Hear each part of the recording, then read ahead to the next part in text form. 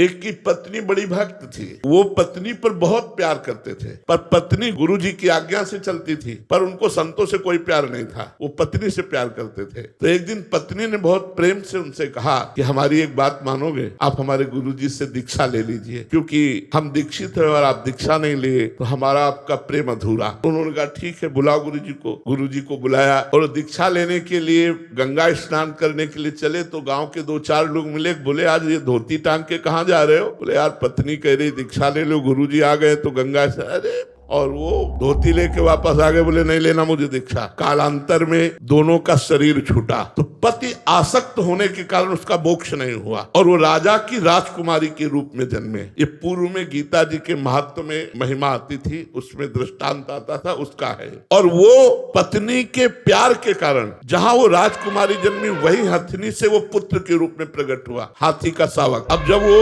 नव युवक अवस्था में हाथी आया और श्रृंगार करके राज सवारी निकली और राजकुमारी सिंहासन पर आरूढ़, तो जे भी उसने देखा तो पूरी स्मृति जागृत हो गई कि ये तो मेरी पत्नी थी। अब ये राजकुमारी और मैं हाथी हूँ, कैसे मिलन हो सकता है? वो चुपचाप सहता रहा, क्योंकि कुछ अपनी बात व्यक्त नहीं कर सकता, हाथी रूप में है। अब राजा ने अपनी राजकुमारी का स्वयंवर रचा। जे ही स्वयंवर की घोषणा हुई तो उसने खाना पीना सब छोड़ दिया। वो बहुत ही सुशोभित हाथी के रूप में था। राजा को सूचना पहुंची, राजवैद्यों ने देखा, बोले कोई रोग नहीं। राजकुमारी विज्ञान संपन्न थी क्योंकि भजन करती थी। उसने कहा इसकी औषधि मेरे को पता है, मुझे एक बार इसके समीप जाने दो। नजदीक गई और कान में कहा था गुरुदेव को वरण कर लो। नहीं वरण किया ना तो हाथी की योनि को प्राप्त हुए। सकुचाओ मत, तुम्हारे गले में जयमाला डालूंगी। सकुचाओ मत, स्वयंवर में तुम शोभा के लिए खड़े किए जाओगे और मैं तुम्हारे ही गले में माला डालूंगी और इस जन्म में इतना भजन करूंगी कि आगे जन्म में हम फिर दोनों मिलेंगे। उसने ऐसा ही किया।